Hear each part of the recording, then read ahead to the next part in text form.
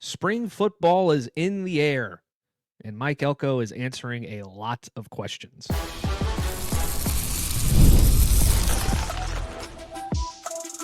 You are Locked On Aggies, your daily podcast on the Texas A&M Aggies, part of the Locked On Podcast Network, your team every day. Welcome in. I'm your host, Mike Galatzan of Texas A&M Aggies on SI. Welcome to Locked On Aggies, part of the Locked On Podcast Network, now the #1 sports podcast network in the world. I'm joined by Zach Dimmitt today. Zach, spring football is here. It starts on Friday. We're pumped.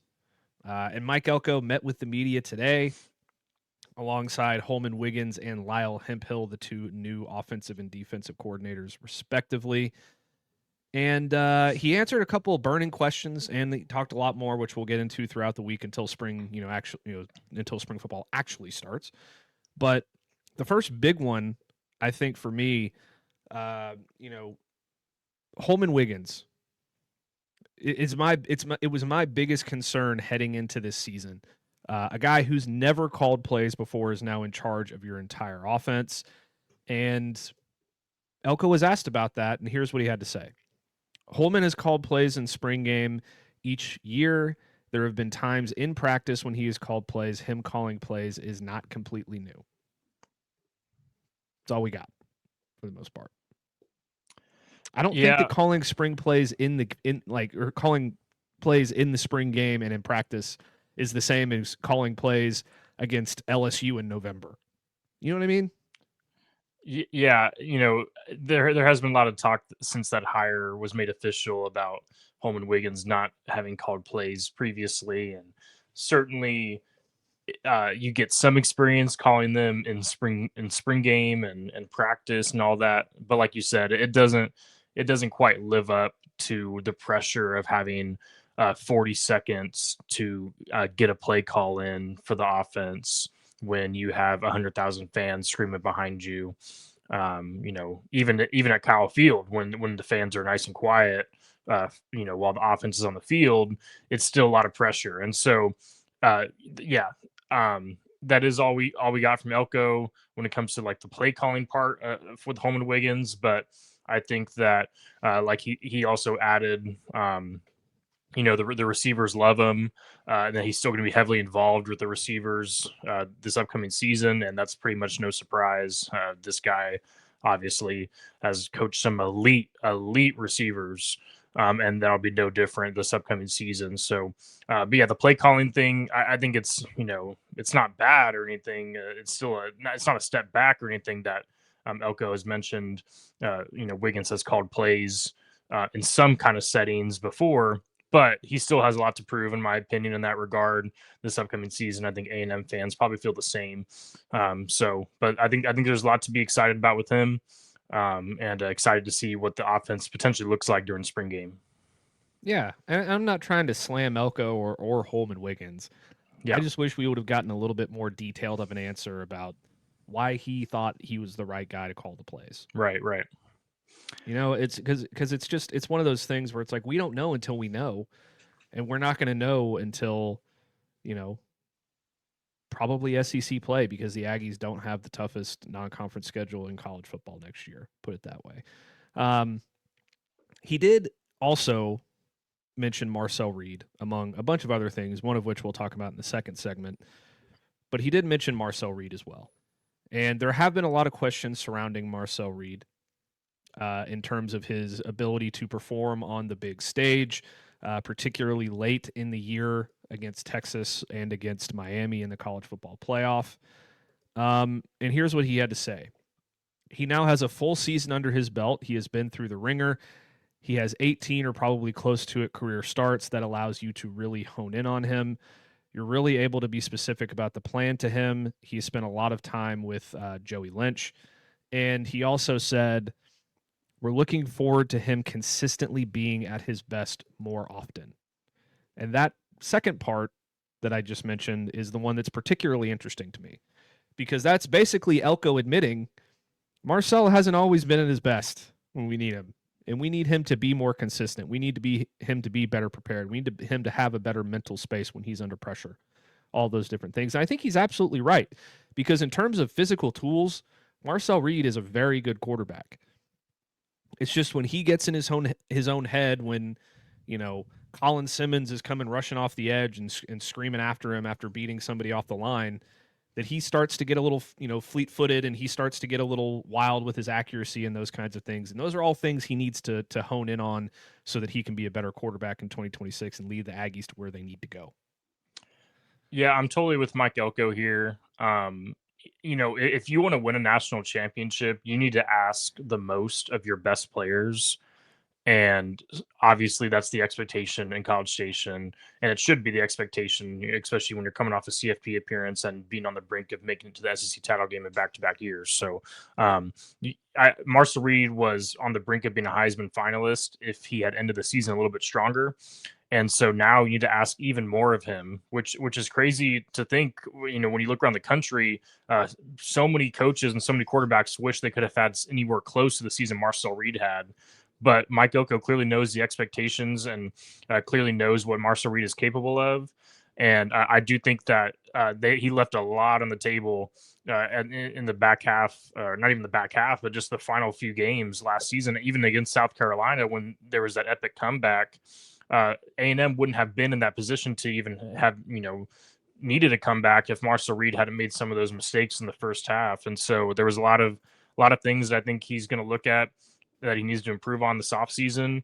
And so I like that a lot from Mike Elko, because Marcel Reed is a son of a coach. He's going to be used to the kind of criticism, and he's not going to be a guy that's sitting there wanting to be, you know, delivered all this praise about how good you are. That's not how you get better. That's not how you improve your team, especially when you're the quarterback. So I like that from Mike Elko, and I think he's absolutely on the money there. Because if Marcel Reed cleans up a lot of that stuff that he, was messing up on against Miami, against Texas, even against South Carolina, who knows what A&M would have been able to do this past season. I mean, I don't think anyone was beating Indiana, but I do think that A&M probably could have gotten past Miami, and who knows what would happen after that, how far they could have gone. So, I like what Mike Elko said there, and I think he's right on the money.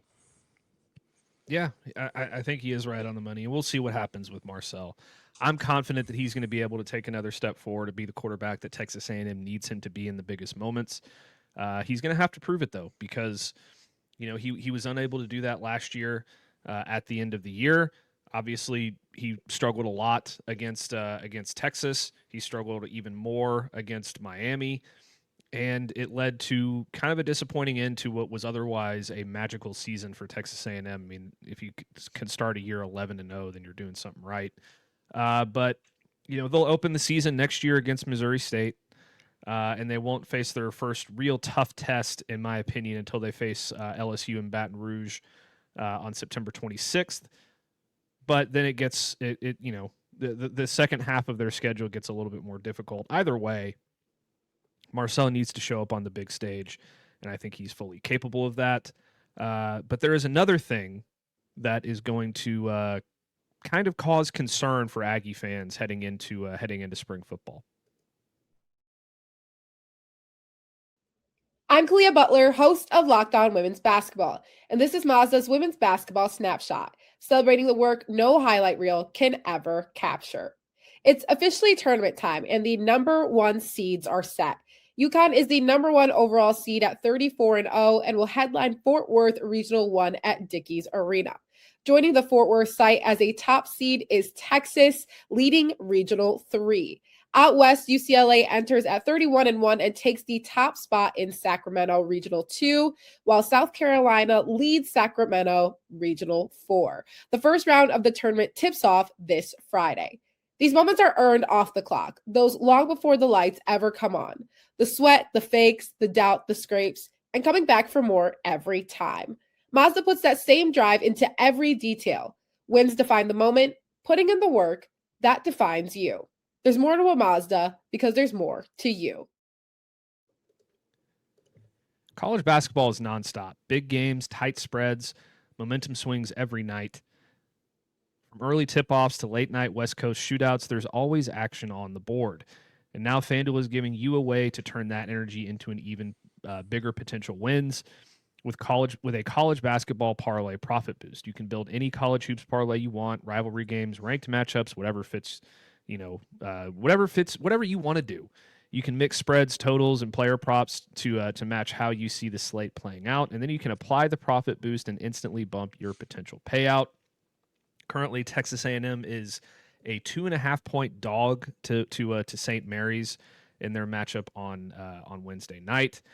So you can add that to your parlay or whichever ones you want to go with. Go safe, go bold, ride the team you've been following all season long. It's your parlay, your style, now with more upside behind it. Head to FanDuel.com to get started. That's FanDuel.com. FanDuel, play your game. Quick shout out to the loyal listeners. Join the Everydayer Club now with code MARCH and get your first month free. If you sign up before the NCAA tournament tips off on Thursday, you can compete against me in our men's and women's bracket pool on Discord. The winner in each will get $100 in Locked On merch. The rest of us can commiserate in the members-only chats as our brackets blow up. And as a member of the club, you get an ad-free version of this show.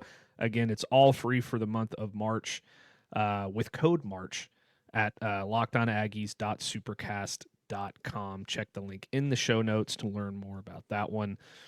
Zach, we got a bit of bad news for Texas A&M in spring football. It's not unexpected. There's injuries heading into spring football every single year for every single team. Go to any SEC team that has either started spring or is about to start spring, and you will see their coach listing off a litany of injuries for players who will either be limited or will miss the spring entirely. And Texas A&M is no different. Mike Elko, provided an update ahead of spring practice today and said that wide receiver Jerome Myles, tight end Micah Riley, Papa Afua, Jamar Beal-Goins, Dezz Ricks, Dalton Brooks, and Tom Johnson will all be limited this spring. And there are also a couple of long-term injuries from in-season surgeries for Jermaine Kinsler and Dejon Petaway. But the big ones here, in my opinion, Zach, are the quartet, I guess I should say, of Dezz Ricks, Dalton Brooks, Jerome Myles, and Micah Riley. I'll start with Dezz Ricks and Dalton Brooks. Obviously, those are going to be two starters in your secondary that, you have a new defensive coordinator. You'd like for them to be able to get the reps as much as they can this spring. We'll see if they're able to make it back at any point, but they're going to be limited as of right now.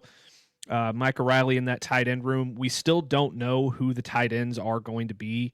I think Houston Thomas is going to be the starter, but behind that, we really have no idea what the depth chart is going to look like as of yet. And then the most disappointing one, I think, in my opinion, is Jerome Myles. He missed all of last season with an injury. He was injured in his senior season in high school, and we really were looking forward to seeing what he was going to look like this spring. And he's not listed as out. He's listed as limited. So hopefully he can get on the field at some point and show everybody what he can do so they can get a little excited about him, because when he's healthy, he is an absolute baller. But right now, it looks like he's going to at least have a bit of a slow start to spring, which starts on Friday. Yeah, with Jerome Myles, I'm just glad that he's not listed as being out for the whole spring or anything like that, which is good considering that he missed all of last year. You don't want there to be any sort of setback. I think with him, they're probably just taking it easy. He didn't play all last season, and so why rush him back? He's probably learned a lot, which is good. Looking on from the sidelines, but now to get him in physical shape. And to get him, on the field is going to be a big step, but they do need to take it slow. So I think with him, there's a lot of reason to feel positive, moving forward. And the good thing is that when it's spring, it's not fall camp or anything. So these guys being limited months out from the season is just maybe a precautionary thing. You don't know exactly what the coaching staff and medical staff is thinking when it comes to each player and their designation. But I think when it's months out from fall camp, I think you're probably looking pretty healthy once the season does roll around, and that's probably the goal here. But yeah, certainly with Dalton Brooks and Dezz Ricks being limited, you do wonder what the secondary will look like in the spring game. But at the same time, it can be a blessing in disguise when there is injuries to starters, because it gives a lot of other guys a chance to step up, and you can then see what you have when it comes to your depth, especially in the secondary. And I think, the back end is one of A&M's strengths this upcoming season. You add Ricky Gibson from Tennessee out of the portal, Tafik Bayard at safety out of Colorado. But other than that, it's a lot of returners, and I think that that can really benefit A&M next season. And so Dezz Ricks and Dalton Brooks are certainly a part of that, and you don't want them to be limited in spring, but it does give some other guys a chance to step up and see what you have, at the second and third strings potentially. So it's unfortunate to see that not everyone's healthy, but like you mentioned in spring ball, look around the SEC. I know Georgia head coach Kirby Smart was talking about some of his injuries today during spring practice, and it's like a long list of guys that are limited. So every team is dealing with this. It is what it is. It's part of the process, and hopefully those guys will be back soon, and we'll see what happens when it comes to health. Everyone's health once the spring game kicks off.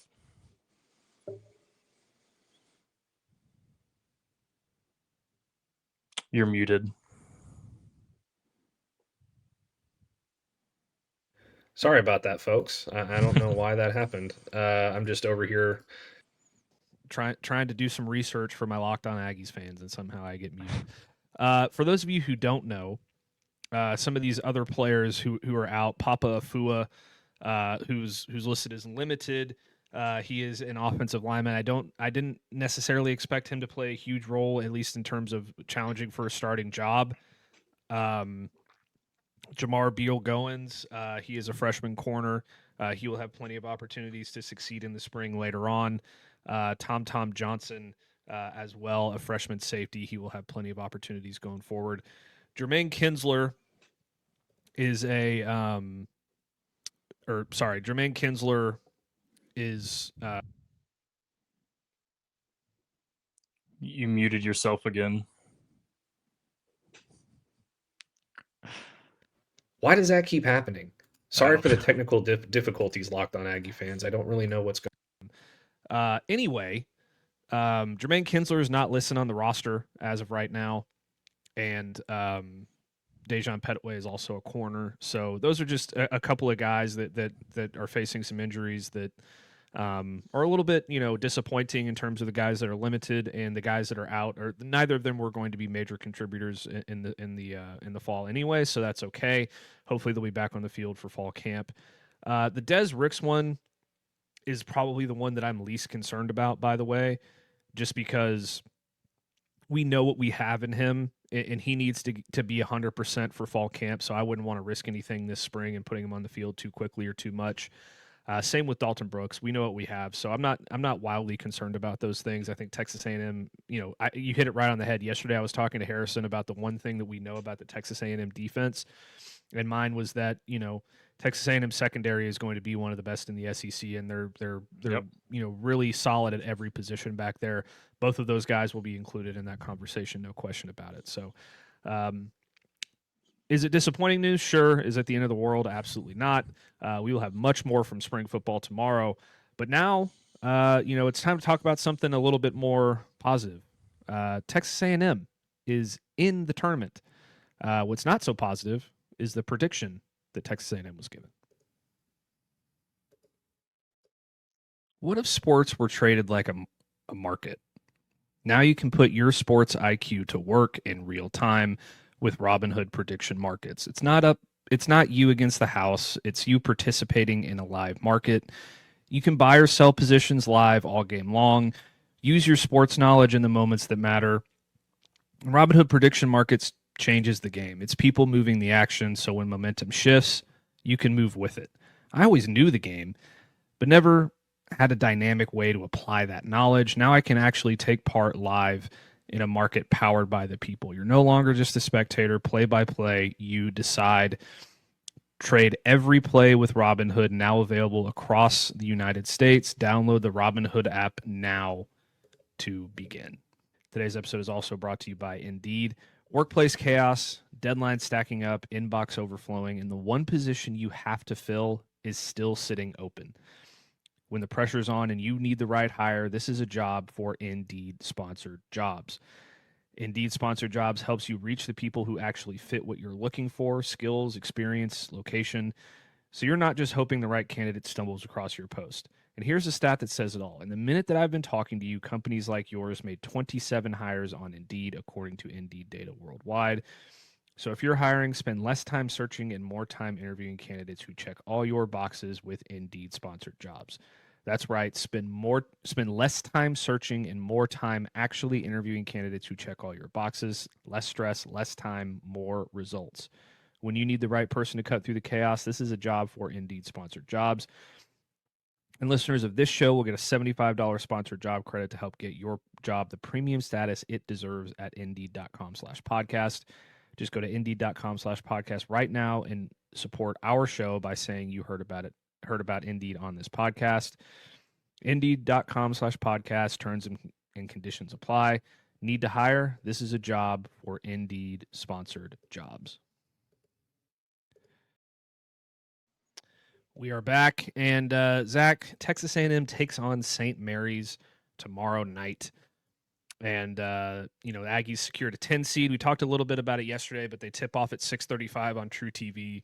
And we'll preview the game a lot more tomorrow as well. But St. Mary's is a team that I know that Zach is pretty high on. They've got some really good players, like we talked about yesterday. They're 27-5. They've got some decent wins to their name on their schedule as well. They beat Gonzaga at the end of the year, though.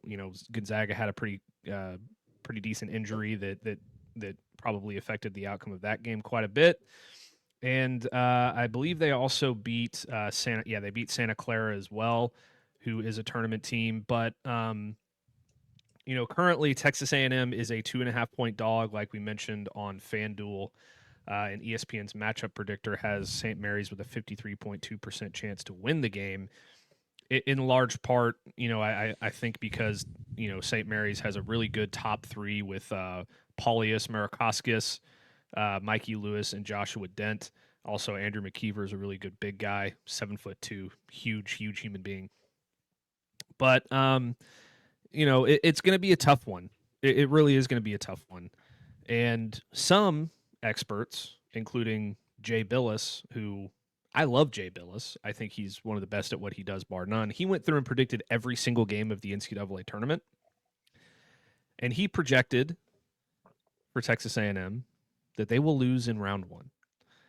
He said, talk about contrasts and styles. Texas A&M under Bucky McMillan wants to get up and down the floor. The Aggies want to press. They want to be annoying. But St. Mary's is going to be a problem to play against. It seems different to take St. Mary's here and call it chalk. But the Gales will slow the game down. I think he's got a really good point. If St. Mary's controls the pace of this basketball game, Texas A&M is going to be in trouble.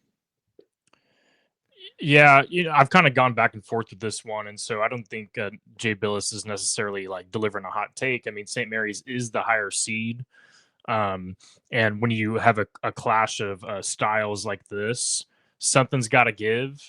And so I think this game could really go either way.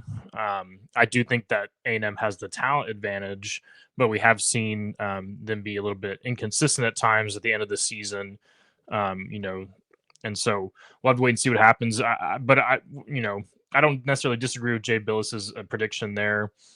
But at the end of the day, when you look at St. Mary's and their schedule that they played this year, they finished 27-5, which is a great record. But what would that have looked like if they were in the SEC? I'm not so sure that it would have been the exact same. Their non-conference schedule left a little bit to be desired. When they played an SEC team in Vanderbilt earlier this season, they lost by 25 points on a neutral court. So I know that was all the way back in November.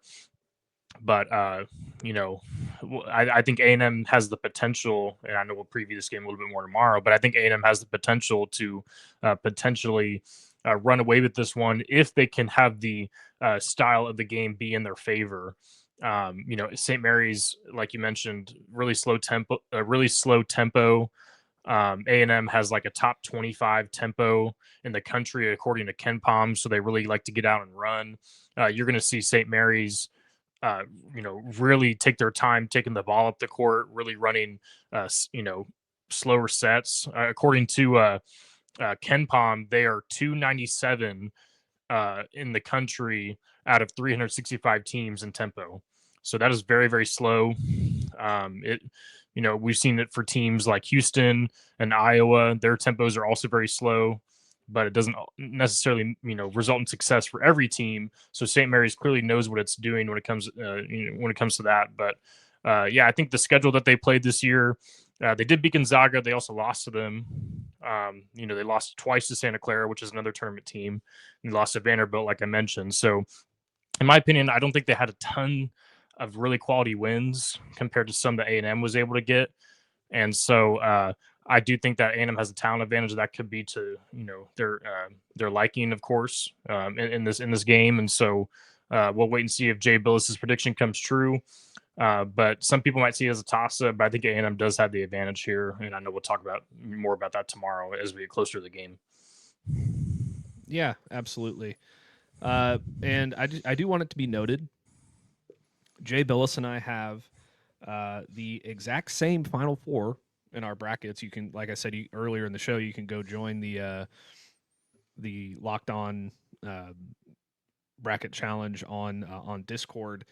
But my Final Four is Michigan, Florida, Arizona, and Iowa State. Jay Bilas has the exact same one. He has Arizona winning the national championship over Michigan State. I have Florida winning it over Arizona, so we do differ a little bit there.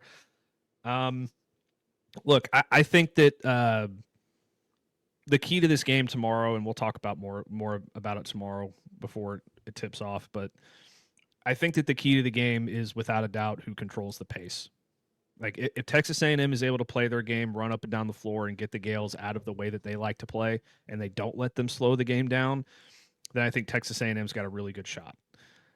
If they let St. Mary's slow the game down and bang around down low and do the things that they like to do, then Texas A&M's going to have a hard time because they don't have an answer for a 7'2" guy. They just don't. So they need to try to eliminate that in any way, shape, or form that they possibly can. So we'll see what happens there. But Zach, I do want to get your Final Four predictions because we're not going to be able to talk about it tomorrow because I'm going to have Harrison on. So I need your Final Four. I need to know how far you have Texas A&M advancing as well. Yeah, I've gone on the ESPN app and made a ton of different brackets just for fun. But you always need to have your number one main bracket. And in my main bracket, I've gone a little bit back and forth. I do have St. Mary's advancing past A&M because of the thing that you mentioned about not being able to defend their 7-foot center. I think that could be something to watch. And also St. Mary's, I believe, is like number one in the country in free throw percentage. That could be huge down the stretch if the game is tight. It's unfortunate. I think even if A&M does win, if they play Houston the second round, it's going to be really, really tough for the Aggies. But I do have St. Mary's winning the game on my bracket, even though I'd like to see A&M get the win there. But for my Final Four, I have a few hot take picks, I guess you could say, because I think you need to mix it up a little bit. You don't need to have all number one seeds like last season, but I have St. John's and Florida playing. And then I have Arkansas and Michigan playing. And in my national championship game, I have two SEC teams. I have Florida beating Arkansas. I'm really confident in what the Razorbacks can do this season with Darius Acuff, and I think they'll make it all the way there and lose to Florida. So two SEC teams, Florida repeats. That's just my Final Four. You got to mix it up a little bit, and so that's what I have. But as most of us will be, I will probably be completely wrong when it comes to all that. So we'll wait and see what happens. Yeah, I mean, I think we're both pretty much on the same page when it comes to the Gators. We both have them repeating. Otherwise, our Final Fours are completely different, but Florida's really freaking good. Yeah. And I know that they lost to Vanderbilt in the SEC tournament. I don't think that matters. They're going to get a chance to play Vanderbilt again if they advance this far, and I think that they'll get it done.